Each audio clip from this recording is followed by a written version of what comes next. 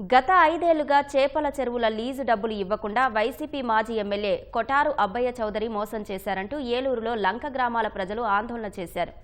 Rural police station ముందు వంటవార్పు చేపట్టి అబ్బయ్య చౌదరికి వ్యతిరేకంగా నినాదాలు చేశారు. అబ్బయ్య చౌదరి తమకు 5.5 కోట్ల రూపాయలు బకాయి చెల్లించాల్సి ఉందని శ్రీపర్రు కోమటిలంక గ్రామాల ప్రజలు చెబుతున్నారు. బకాయి డబ్బు చెల్లించే వరకు ఆందోళన విరమించబోమన్నారు.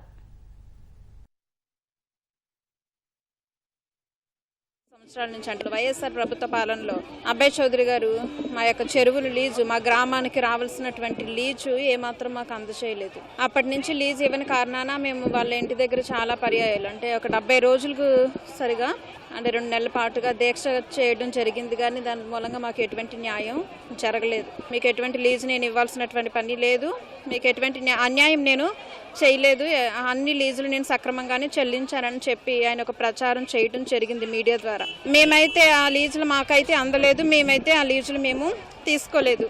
మా డిమాండ్ ఏంటంటే మాకు రావాల్సినటువంటి లీజులు మాకు ఇవ్వాలి. 2 కోట్ల రూపాయల దాకా మాకు మా శ్రీపరి ప్రాంతానికి రావాలని.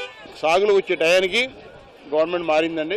మారితే ఆ టైంలో నేను నా చెరువు దగ్గరికి వెళ్ళాను.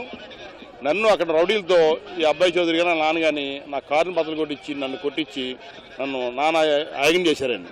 మేము ఇవ్వం, మా గవర్నమెంట్ మాది, ఈ భూములు మాయి, మేము రూపాయి ఇవ్వం అని చెప్పి ఈ అబ్బాయి చౌదరి ఈ రామచంద్రరావు ఆ రోజు అన్నాడండి. ఆయన వదిలేశాం. ఈ లంక గ్రామాల్లో తీసుకున్న లీజులు 5 కోట్లండి.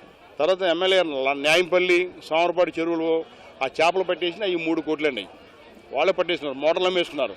వాళ్ళు డబ్బులు సంపాదిస్తున్నారు, మా డబ్బులు తీసుకుని. కౌంట్లంక భూమి లీజు కోసం గత 2 నెలల క్రితం నుంచి కూడా మేము ధర్నా చేస్తానే వస్తున్నాము.